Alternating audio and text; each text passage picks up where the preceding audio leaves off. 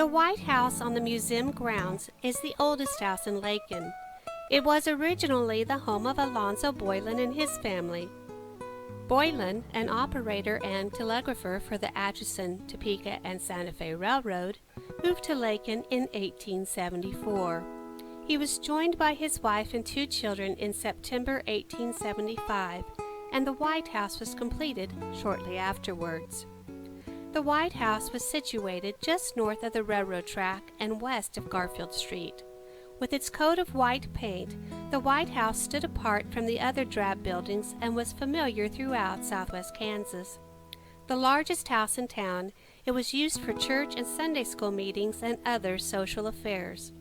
A wedding reception for Lakin's first permanent settler, John O'Laughlin, and his bride Mary, was held in the White House in 1882. There are 2 doors on the front of the house.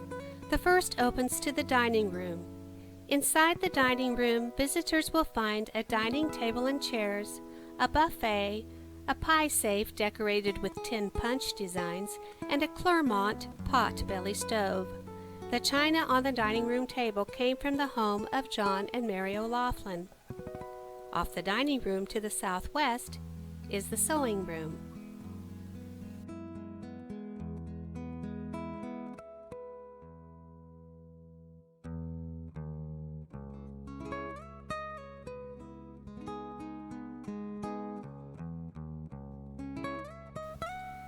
To the southeast, visitors can look into the study, which is home to a horsehair chair and a horsehair love seat.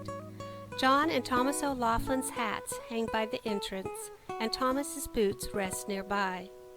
The other front door leads to the front parlor of the White House, a formal area for greeting guests. A pump organ and stool donated by the O'Laughlin family are on display here. Porcelain figurines adorn the antique organ. Also located in the front parlor are a fainting couch and wooden umbrella stand. A beautiful glass-stained window faces the street out front. Separating the front parlor from the back parlor, or sitting room, is a pair of pocket doors. The doors were opened for entertaining large gatherings. The piano and bench belong to John and Mary O'Loughlin's eldest daughter, Margaret Hurst. An upholstered love seat and chair, which match the piano bench, are also on display and came from the O'Laughlin home. An additional table and chairs and 2 barrister bookcases can also be seen in the back parlor.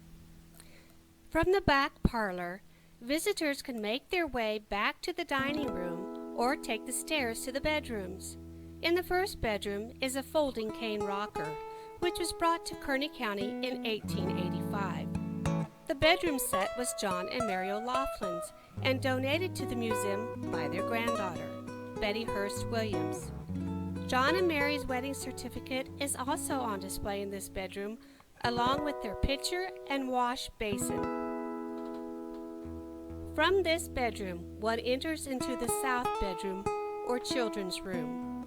Among its many interesting artifacts are an antique trunk, children's lantern, antique crib, and rocking chair. On the north side of the upstairs are 2 bedrooms separated by a bathroom.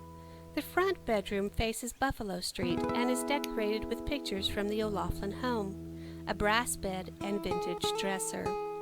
The bathroom is not historically correct to the house and was probably added in the 1920s when Lakin put in its sewer system. Prior to that time, chamber pots were used.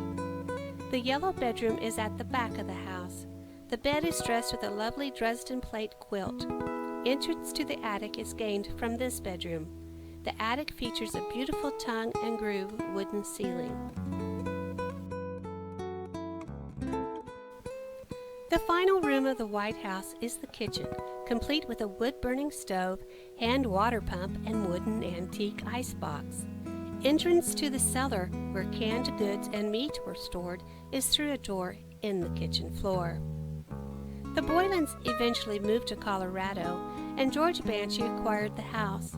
In 1916, Mary O'Laughlin bought the White House, and it was moved off the railroad right-of-way to its present location here on Buffalo Street. it became the home of the eldest O'Loughlin's son, William, and his family. In 1974, the daughters of John and Mary O'Loughlin gifted the White House to the Kearny County Historical Society, with the stipulation that the house be restored to its appearance from 1878 to 1915. Restoration began March 29, 1977. A number of volunteers led by Ella Monty and Lucille Dienst worked to take out closets, hallways, particle board flooring, tile, and more that had been added through the years. 32 gallons of paint remover were used on the wood in the two-story structure, hardwood that had been freighted in from Wisconsin when the house was built. In some areas, as many as 8 layers of paint were removed. Wallpaper was hung and curtains sewn. An open house was held on April 29, 1978. Nearly 40 years later, the White House was in need of some TLC. In 2015, the foundation was stabilized, followed by the replacement of the roof, interior and exterior painting, various repairs to plaster and wood, as well as removing and replacing wallpaper in 2 of the rooms.